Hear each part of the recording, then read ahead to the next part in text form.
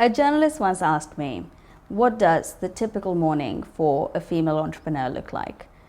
And I said, I guess exactly the same as a man's, but with 15 extra minutes for makeup. Secretly wishing that the word female wouldn't prefix the word entrepreneur in every question. Because on one hand, I really hope for a day when we don't have to gender qualify roles and achievements.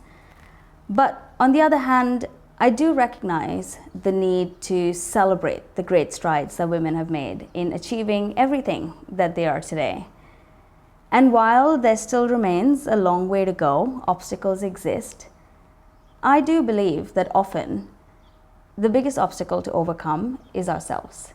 So thinking back to last week when we celebrated International Women's Day, and I was asked that question again by my team on my learnings as a female entrepreneur or any advice that I have for young women, I thought I'd record this video to share some of the principles that I've lived by, some of the things that I've held true, and maybe it can help someone out there.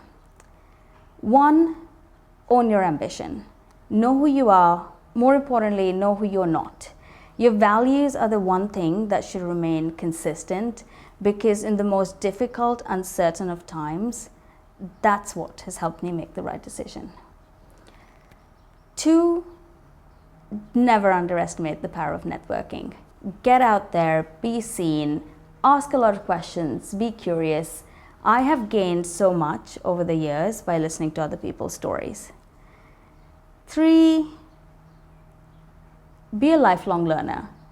Pick yourself up and learn from your mistakes, but also keep investing in yourself, upskill. Good experience is good, but great knowledge can be, especially great technical knowledge, can be a superpower. And in particular, one of the things that has helped me last year is investing in an executive coach. So for all of the women out there getting board ready, that is something that I would strongly recommend. But for the young women out there, number 1, find yourself a supportive partner. Someone who is going to be okay with the late nights, for example, because there will be a few. Someone who's going to wake up early, like mine has, to shoot this video.